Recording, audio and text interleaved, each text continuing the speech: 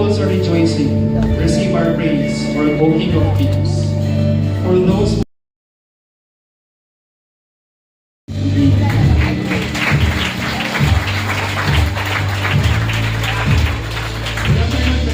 happy anniversary, BBCF. Before we be seated, why don't we greet one another? I'm glad to celebrate with you today. For God's faithfulness is never failing.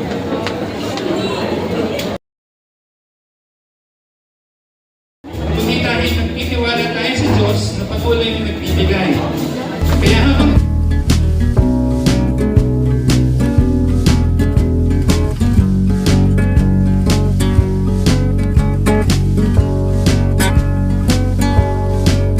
nagbigay sa atin ng lahat, ating tapat na hari ng mga hari, we may now give our offerings.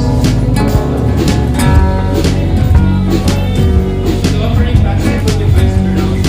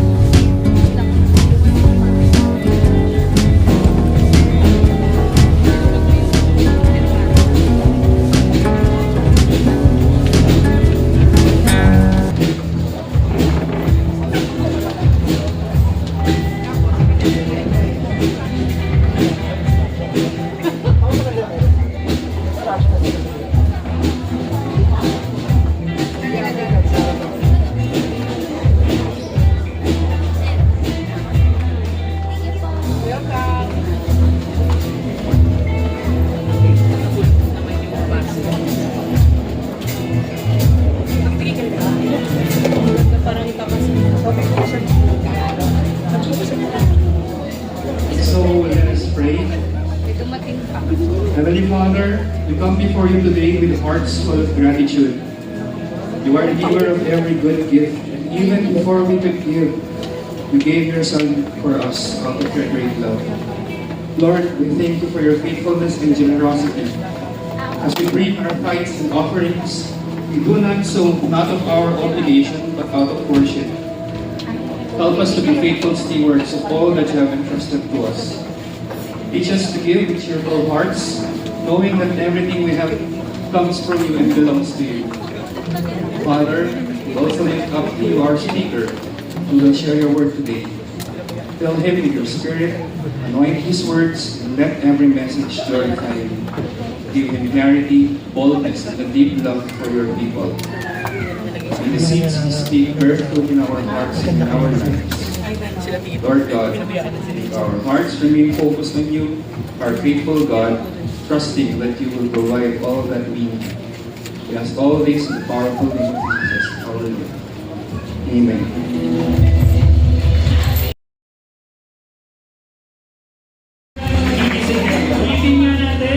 Happy anniversary, PBCF!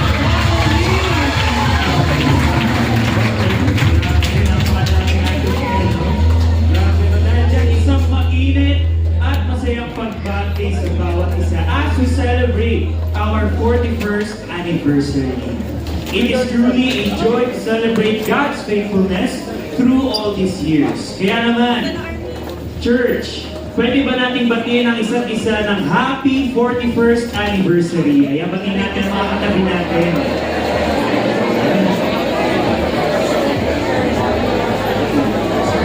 Yan, happy anniversary, church!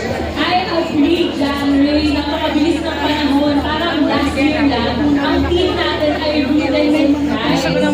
At ngayong nasusunod natin ito, we now move and aligned naman sa Panginoon. Amen. And isa sa mga highlights last 2025 was our Face the Book Challenge. And question, sino po sa inyo ang pumasa at humarap sa hamon ng Face the Book Challenge? Kaya pwede ba natin taas ang ating mga kamay? Ayan. For sure yung iba sa akin nahihiya pero nag-accept yan sa hamon natin. And I know, natunay itong nakatulong sa atin to stay rooted and so in God's Word. Agree ka ba doon, Ping? Yes, at sa ating pagbabalik now sa theme last year, we are reminded of the foundation God has placed in our lives. This year, we move forward with our theme, Aligned in Christ, a call to live in faithful surrender and unity with Jesus. Amen. And speaking of our new theme, which is Aligned with Christ, let's hear from our preacher school as they share their journeys and insights para matulungan tayo na sabay-sabay yakapin at maintindihan yung tema natin ngayong 2026. Let us give them a round of applause as we welcome them on stage.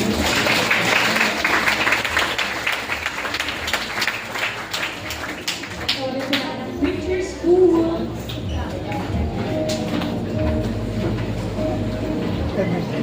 To say, happy anniversary po.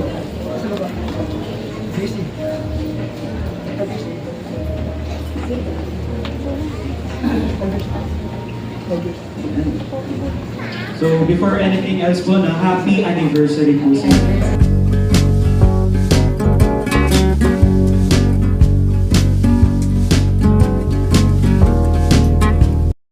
Yan, without further ado, pwede na po tayo mag-start siguro dun sa ating mga simple questions lang naman para mas maintindihan pa po natin ang ating theme for this year.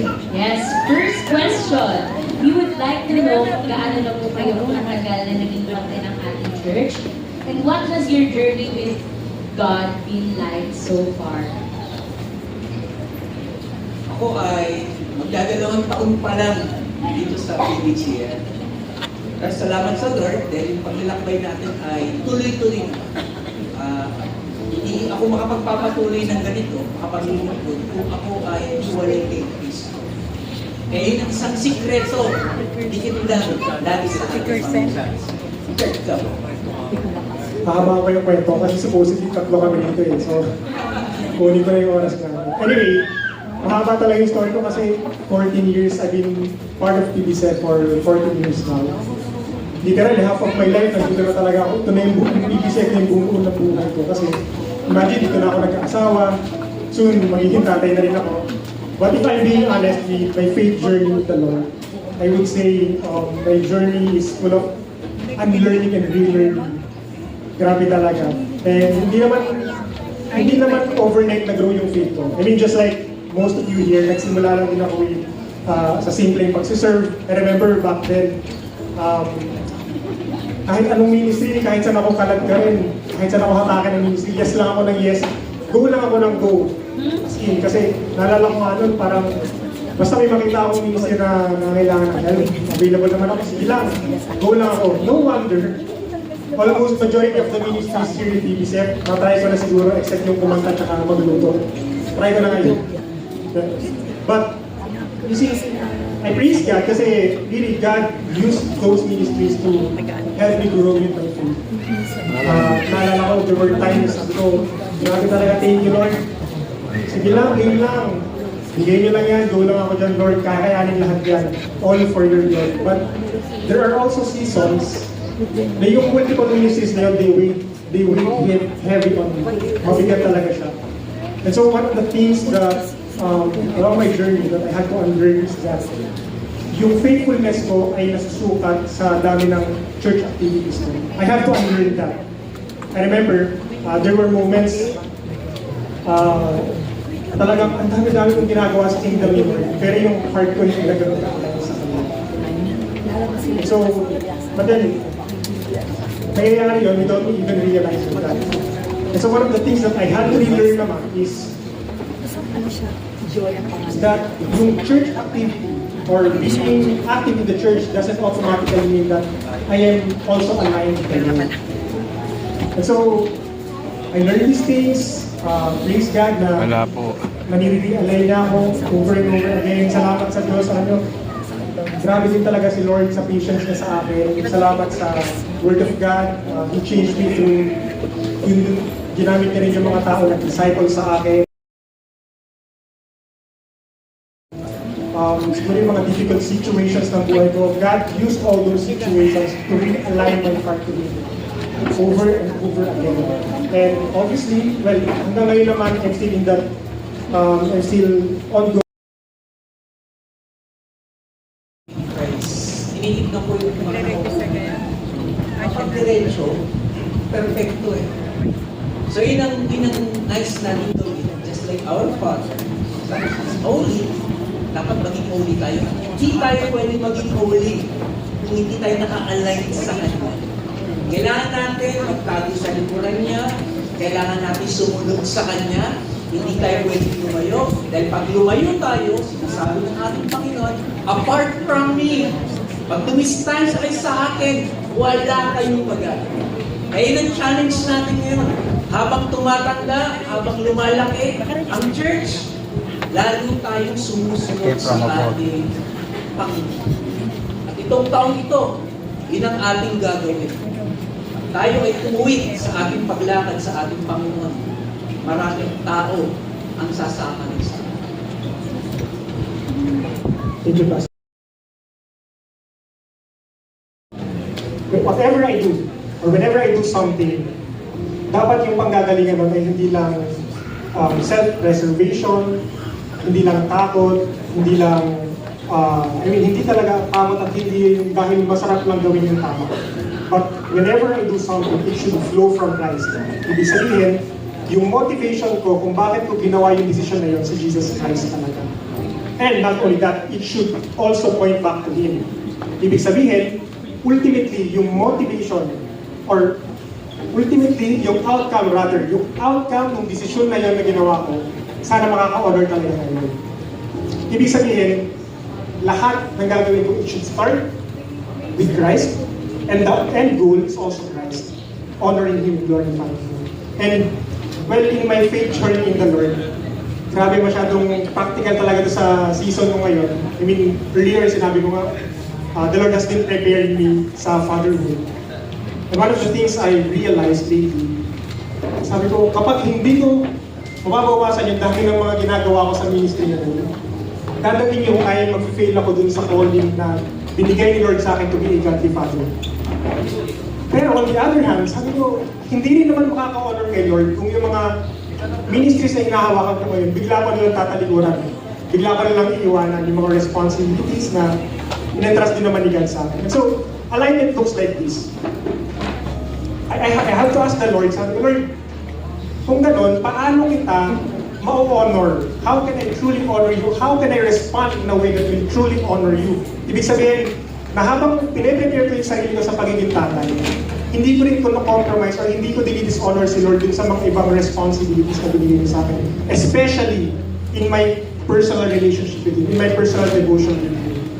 Right? And one of the things I realized in realignment is that realignment doesn't mean doing more good things. It means doing the things that God is really calling us to do. At sa totoo lang, medyo madali lang naman ma-obvious sa sarili natin. If we are going to be honest, medyo madali lang ma-obvious sa sarili natin kung medyo na-misalign na tayo. Well, if you are doing a lot of things for God, but you don't have a personal time with the Lord, then, I mean, something must be misaligned, right? Or, if you know a lot of God's Word, ang dahil mong alam sa Word ni God, pero you don't have the desire na isabuhay yung mga Word of God, then again, something must be misaligned. So, for me, alignment in Christ, or being aligned in Christ, it's about, again, my life should flow out from Him, and it should ultimately point back to Him. So, that's it. Yeah, sure, Pastor. Alala ko lang, no? Kasi tayo ay 41st. Minsan parang isang tao habang tumatanda, parang umuukot eh. Ano yun ito sabihin? At tayo alam Christ, hindi tayo pwedeng yuyuko, hindi pa tayo pwedeng sumabay. Ang dami ng turo ngayon, pag di tayo mag-iingat, madadala tayo nila. But we back to basic, tama yung ginawa natin last year, nag-face the book tayo. Sana tuloy-tuloy pa rin tayo dyan. Then yung face the book, ito yung magtutuwid talaga sa atin. Magtuturo sa atin kay Kristo lamang. So again, Dito tayo, ayaw natin tumatanda na tumatabingin tayo. Dapat tuloy-tuloy lang ang pagiging tuwid natin. Maraming salamat po sa inyong mga insight. Truly, ang pagiging aligned kay Cristo, hindi lang po nagsispeak sa atin individually, pero tayo din as a part of church, and even yung mga relationships natin. Ayan, so, Kay, since you mentioned the church, no? And since nasa church din naman po tayo, and we are a church family, the next question po is, sa tingin po ninyo, bakit mahalaga that we, as a church, remain aligned in Christ this year? Well, para sa akin, mahalaga talaga yung, especially itong theme natin, yung alignment in Christ. Mahalaga talaga na manatili tayong aligned in Christ. Kasi alam nyo ba, yung alignment natin as a church, it will determine our destination in the future. They have to consider, habang ini-install nila yun, is yung alignment ng tracks. Bakit? Kasi konting sablay lang dun sa angle. Konting deviation lang. Even if it's unnoticeable sa mata ng tao, pumalya lang yan ng konti. In the long distance, sobrang laking problema nun. Imagine, yung train sa umpisa, okay lang, maganda yung under niyan, straight yan. Parang straight lang siya.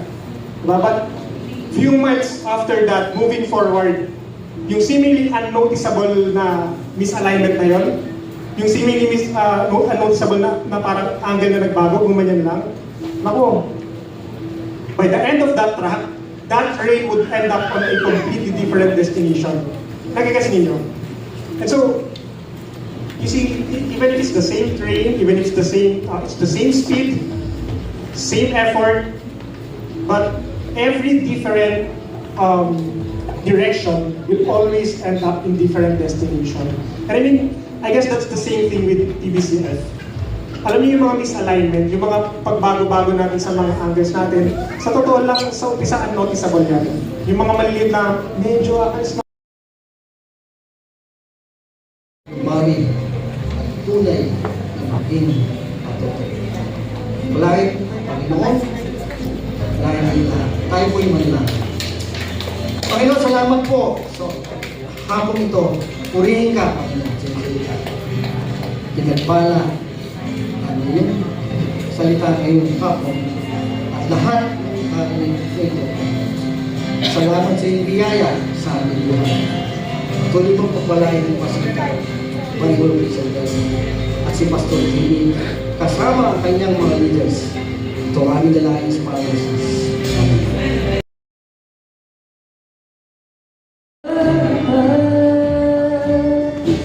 Jesus, I surrender. All I am is yours. Every breath I offer, use me for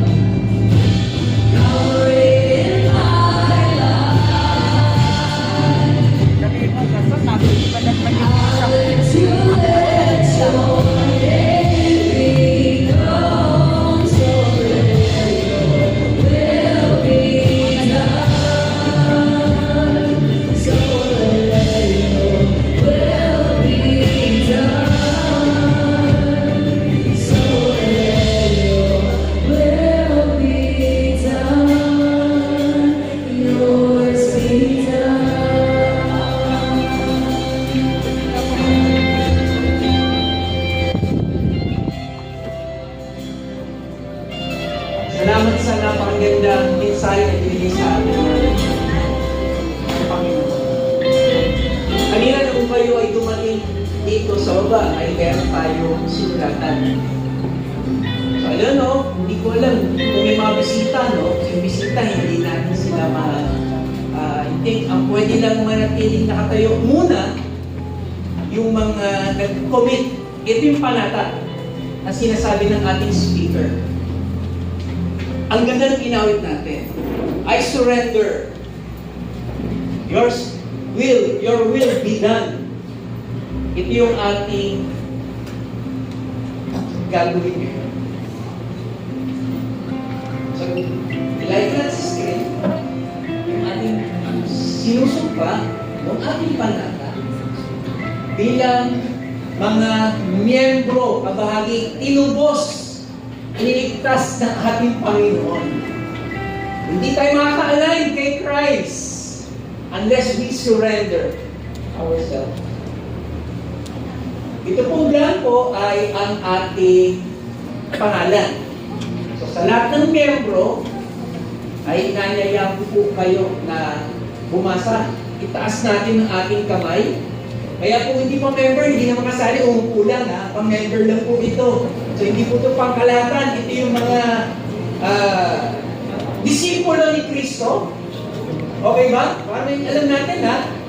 Nag-level up tayo, hindi tayo Kristiyano. Disipulo tayo ni Kristo. Sabay-sabay na. Banggitin yung pangalan niyo, hindi ka This is 23 January 2026, and in the presence of God and His people, hereby recommit myself.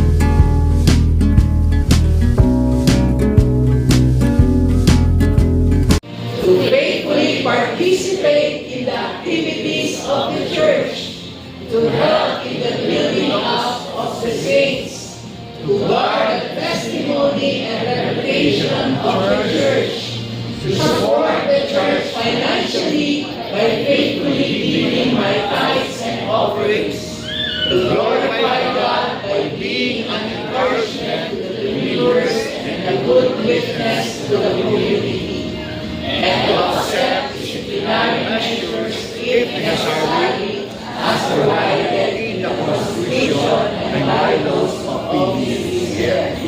To all this I pledge and now ask the gracious and loving hand of God to empower and enable me to make good my part. So, yan po yung ating sinumpaan. Kaya wala basta uma-absent. Nag-commit tayo. Tama ba?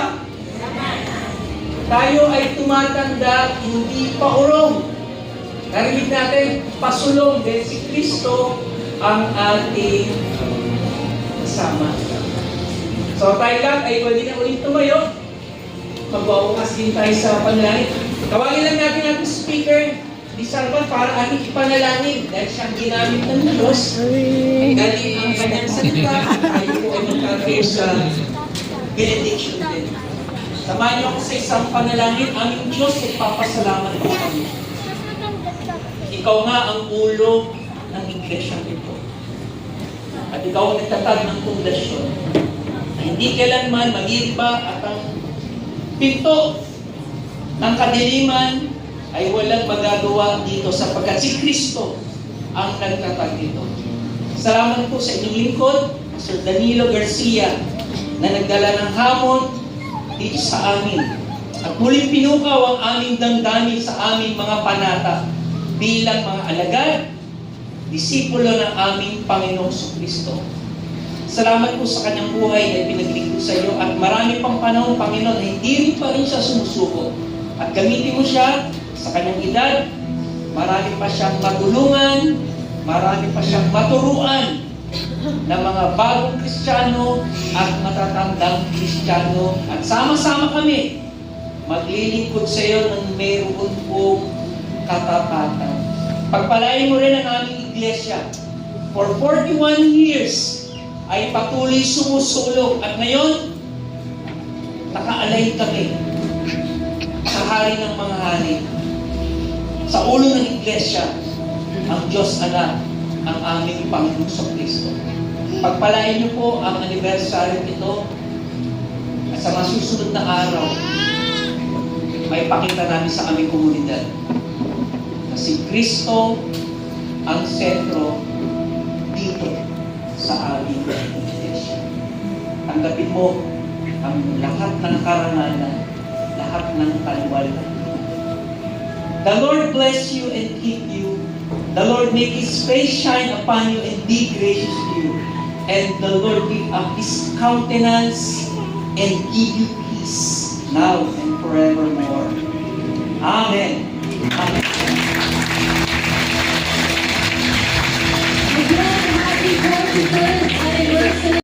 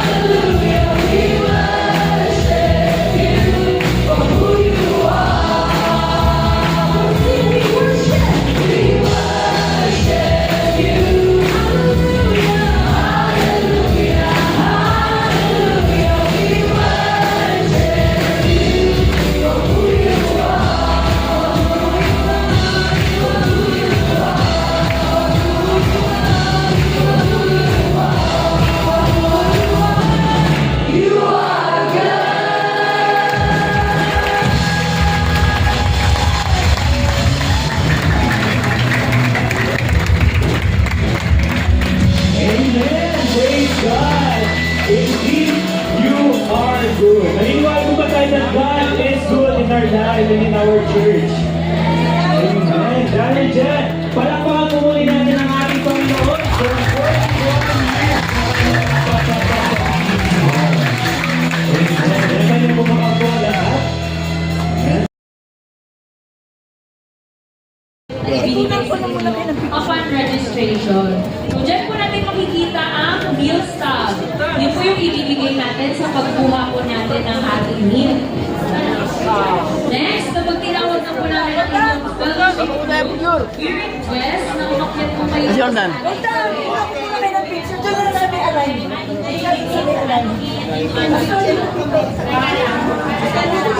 Ano, Kuya Unong? Kuya Unong.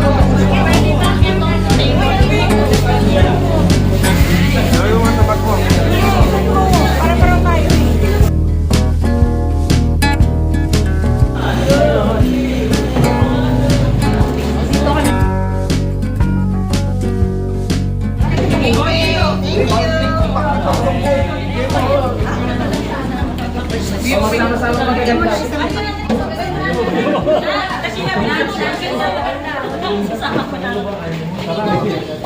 Ibigay mo na. Ay! List up siya kung hindi ka na. List up yan. Sa kanya. List up si Pastor. Ibigay sa kanya. Kasi kasi stop niyo. Ibigay sa kanya. Parang hindi ko lang. Pinili ka na rin.